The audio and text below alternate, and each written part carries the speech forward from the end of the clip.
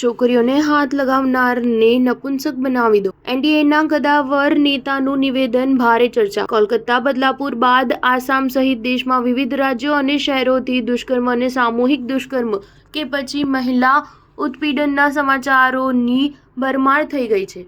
ત્યારે દેશભરમાં આવી ઘટનાઓને લઈને ભારે આક્રોશની સ્થિતિ જોવા મળી રહી છે. રાજનેતાઓ પણ હવે આ મામલે મેદાને ઉતરી આવ્યા છે અને કડકમાં કડક કાર્યવાહીની અપીલ કરી રહ્યા છે. ત્યારે મહારાષ્ટ્રના ઉપમુખ્યમંત્રી અજિત પવારનું નિવેદન ચર્ચામાં આવી ગયું છે. આ દરમિયાન મહારાષ્ટ્રના ઉપમુખ્યમંત્રી અને એનસીપી પ્રમુખ અજિત પવારે એક મોટું નિવેદન આપ્યું. તેમણે કહ્યું કે મહિલાઓ વિરુદ્ધ અપરાધ કરનારાઓને નપુંસક બનાવી દેવા જોઈએ. પૂર્વ મહારાષ્ટ્રના યવતમાલમાં મહિલાઓ માટે મહાયુતિ સરકારની ચર્ચિત લાડલી બહેન યોજના વિશે બોલતા અજિત પવારે કહ્યું કે રાજ્યની ભાજપ, શિવસેના, એનસીપી સરકાર મહિલાઓ પર અત્યાચાર કે ગુનો કરનારા કોઈ પણ આરોપીને નહીં છોડે. અજિત પવારે કહ્યું કે જે લોકો આપણી છોકરીઓને હાથ અડાડે છે તે તેમને કાયદાનો પ્રકોપ બતાવવો પડશે, જેથી તે બીજી વાર આવું કરતા પહેલા જ ફફડી ઉઠે. મારી ભાષામાં હું કહીશ કે તેમને નપુંસક બનાવી દેવા જોઈએ, જેથી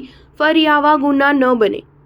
બદલાપુરની ઘટનાની વાત કરીએ તો અહીં એક સ્કૂલમાં ભણતી વિદ્યાર્થિનીઓ સાથે જાતીય શોષણનો ચકચાર મચાવતો મામલો સામે આવ્યો હતો અને તેને લઈને લોકોમાં ભારે રોષ વ્યાપી ગયો છે. બદલાપુરમાં લોકોએ આ ઘટનાને પગલે અનેક દિવસો સુધી દેખાવો કરી સુનિશ્ચિત કર્યું કે આરોપીને સજા મળે અને સ્કૂલમાં બાળકીઓની સુરક્ષા માટે તંત્ર દ્વારા કાર્યવાહી કરવામાં આવે. સ્ટાર ન્યૂઝ 7 હંમેશા સચ્ચાઈની સાથે.